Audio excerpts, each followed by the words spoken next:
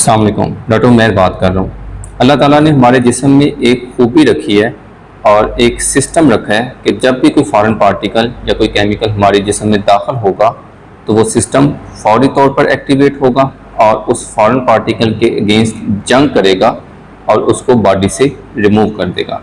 इसको immune system कहते हैं। क्या आपने कभी सोचा है कि यही इम्यून सिस्टम जो डेंजरस केमिकल को ख़त्म कर रहे हमारे नॉर्मल सेल्स हैं उनके ख़िलाफ़ होते तो हम क्या फील करेंगे, हम क्या महसूस करेंगे।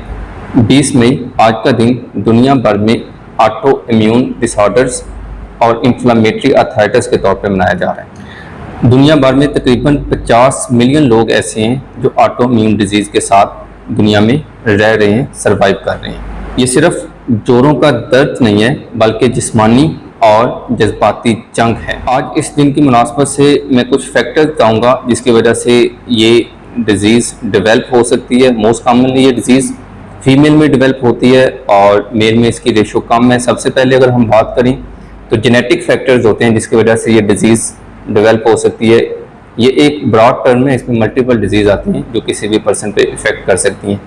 उसके अलावा इन्वायरमेंटल फैक्टर्स ऐसे हैं जिसकी वजह से ये डिज़ीज़ ट्रिगर कर सकती है, जिसमें धुआं हैं, डिफरेंट केमिकल्स हैं या पोल्यूटेड एयर है जिसकी वजह से ये डिज़ीज़ डेवलप हो सकती है। और एक बहुत बड़ा फैक्टर स्ट्रेस है जिसकी वजह से ये डिज़ीज़ आम पॉपुलेशन में डेवलप हो सकती है। 1990 से लेके 2020 तक तकरीबन 14% इस तरह की डिजीज़ में इजाफा हुआ है। ये डिज़ीज़ सिर्फ आपके जोड़ों पे ही इफ़ेक्ट नहीं करती, इसके अलावा ये डिज़ीज़ आपकी आँखों पे, आपके स्किन पे, आपके गुर्दों पे, जिगर पे और डिफरेंट जो नॉर्मल खुलियात होते हैं उन सबको डैमेज कर रही होती है जैसे जैसे ये प्रोग्रेस करती है।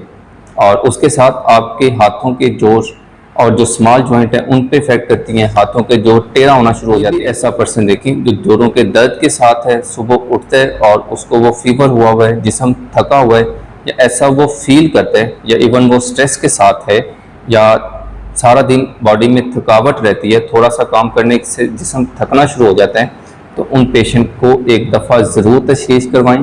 देखें कि कहीं वो ऑटो इम्यून डिजीज़ के साथ तो नहीं है, उसको रूल आउट करवाएं। जितना जल्दी इसका ट्रीटमेंट स्टार्ट होगा उतनी ही जल्दी इस डिज़ीज़ को काबू पाया जा सकता है।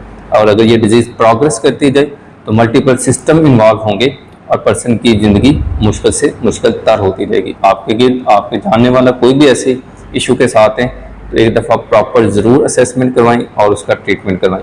शुक्रिया।